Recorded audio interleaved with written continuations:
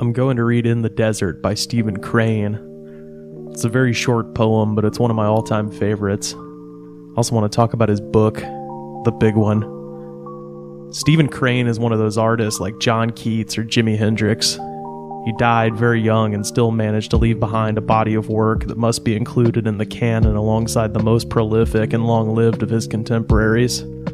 He's obviously best known for The Red Badge of Courage, which was published when he was only 22. Crane's book was a massive success in England. It was actually the attention of the English audience that caused many Americans to view the novel with renewed enthusiasm, catapulting the young Crane into international literary prominence. Now that I'm saying it out loud, that part is pretty much exactly the Jimi Hendrix story. Anyway, the book went on to be an American classic, and in many ways, the evolutionary antecedent to that famed lost generation of modernist writers, so shell-shocked by the horrors of the Great War that they came out of the trenches and made some of the best art of their century. The Red Badge was deemed so era-appropriate that in 1917 they republished the novel right after America put its first boots on the ground in Europe. It sold millions of copies. Needless to say, Ernest Hemingway was a fan. Although interestingly, unlike Hemingway, Crane never actually saw combat with his own eyes. He was born the 14th child of a Methodist preacher at the dawn of the Gilded Age, 6 years after Appomattox. He interviewed real soldiers for the book, but because of his age, he was blessed to peer through that lens with more than a bit of innocence. Ultimately, I think that gave him the stylistic detachment that makes his book so effective in its presentation of the grim details of war as dazed, sometimes surrealistic imagery. In Chapter 6 of The Red Badge, he describes exploding mortar shells as strange war flowers bursting into fierce bloom. It's like running a few of Matthew Brady's Gettysburg prints through one of those Instagram filters set to Van Gogh. Crane fits in with the modernists because of stuff like this. Could well be a technique they copped from him. That said, I could see how this would piss off a reader who was missing an arm from one of those goddamn war flowers. Didn't feel like a fucking flower at Vicksburg. Crane's universe of battle is almost completely indifferent to human existence. Reminds me of the Judge's famous line in Blood Meridian. Makes no difference what men think of war. War endures. As well ask men what they think of stone. War was always here. I suspect McCarthy is a Crane guy too, maybe just a little more stark. Back in 1895, one literary critic tried to compare Crane's writing to that of fellow author Ambrose Bierce. Unlike Crane, Bierce was not only old enough to remember the war, but he actually fought at Shiloh under U.S. Grant and at Kennesaw Mountain under Uncle Billy Sherman. Bierce hated the Red Badge of Courage so much so that he literally called him that Crane freak. Bierce once said the only two writers who'd be worse than Stephen Crane would be two Stephen Cranes. Bitter old codger. Kinda reminds me of Pete Seeger at Newport, standing over Bob Dylan's electric amp with an axe. Don't look back, old man, something might be gaining on you. Crane's poetry collection, Black Riders and Other Lines, was published just 6 months before The Red Badge of Courage.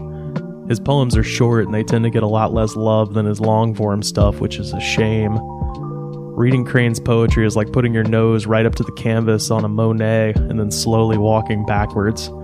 At first you see weird smudges, and by the time you're at the other end of the gallery, you're seeing dawn's first light playing off the side of the cathedral at Rouen. Crane has a tendency to give you something cloudy and weird up top, and then quickly pull focus at the end for dramatic effect. Or, sometimes not, as is the case with In the Desert. Do you remember In the Desert? We're here to read In the Desert. Might even read it twice, but here it is. In the desert, I saw a creature, naked, bestial, who, squatting upon the ground, held his heart in his hands and ate of it. I said, "Is it good, friend?" "It is bitter, bitter," he answered.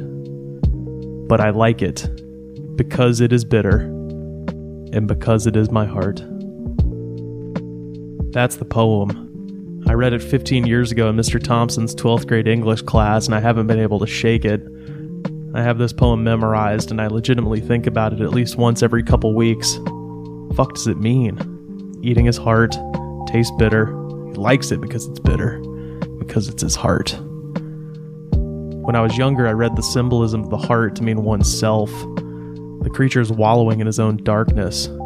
A tortured artist, perhaps, holding his own bleeding heart in his hands. His existence, so fraught with self-obsession that he chased away everyone around him, and now he must convince himself that he loves the bitterness. I've met a few people like this, and they obviously don't make great long-term friends. But there's two people in the poem. As the years have gone on, my focus shifted to the narrator. You see a guy eating his own heart, and your first question is, what does it taste like? That's almost weirder than this awful mise-en-scène that you're beholding, isn't it? The creature is naked and on the ground, and Crane has very clearly placed his narrator above him. Keep in mind that Crane is the son of that feckin' Methodist minister. The theory has definitely been floated that perhaps the narrator is God, standing over his favorite creation, man, and rendering that worst form of parental judgment. I'm not mad at you, I'm just disappointed. That said, I don't think the narrator is God. These are both humans, and the weird question about the heart's taste is just because the narrator is simply too stunned to say anything else when he realizes that the beast is just like him. It is what we all have the capacity to become. It's why Marlowe recoils when he meets Mr. Kurtz, sees what he is for the first time. It's why Vader's helmet explodes to reveal Luke's face. Like I mentioned in that Ozymandias intro, the moment you realize that we're all pretty much the same is sublime, beautiful, and horrifying at the same time. Now consider the creature again. What is he at his essence? Alone, isolated, naked, by himself.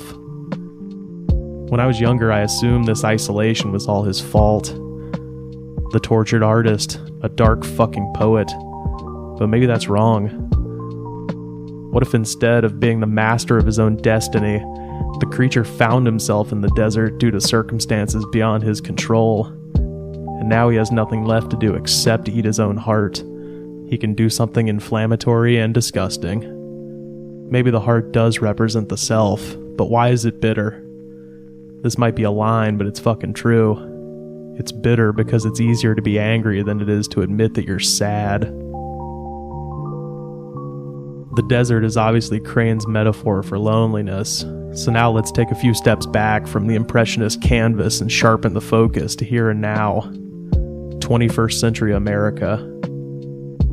As late capitalism tears its path, dissolving all social bonds, fueled by neoliberal governments that continue to prioritize profits and atomize people politically, this creates not just immiseration but also isolation.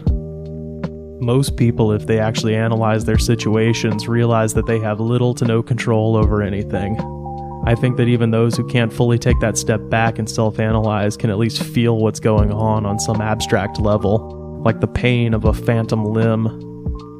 Donald Trump is a huge loudmouth douchebag on social issues, but on paper, he's not done anything radically different from any other regular-ass Republican economically. It's more of the same. Deep down, the creature knows that. He can't stop the modern global economy from grinding his face down in the dirt. He also can't stop the slow march of time. Goddamn kids in their electric scooters. What the fuck do they know? Like Bierce or Seeger, it's easy to lash out at the Cranes and the Dylans of the world. Don't look back, old man. Something might be gaining on you. Yeah, sure, they've got their youth, but you know what I can do? I can get mad, I can get bitter, and I can start eating my own heart just to see what you'll do. The creature puts on a MAGA hat. It triggers the libs, and that's the area the creature can affect. He can't bring back the factory that shut down and turned everyone in his town into either an Uber driver or an Herbalife sales rep. But by God, he can get on Facebook and piss off his liberal niece who loves Michelle Obama. He can't get his boss to pay him his overtime because it's a right-to-work state and there's no labor unions, but he can make a big show at Thanksgiving and get asked to leave. He can't afford his wife's chemo, but goddammit, he can not wear a mask in the Kroger and piss off all them smug-ass college kids. It's just people affecting what they can. When they take away everything else, nastiness is all we have left in the desert. I saw a creature, naked, bestial, who, squatting upon the ground, held his heart in his hands and ate of it. I said, "Is a good friend?" "It is bitter." "Bitter," he answered. "But I like it. Because it is bitter. And because it is my heart. Make America great again, you pussy-ass libtard." 5 exclamation points, 5 American flag emojis.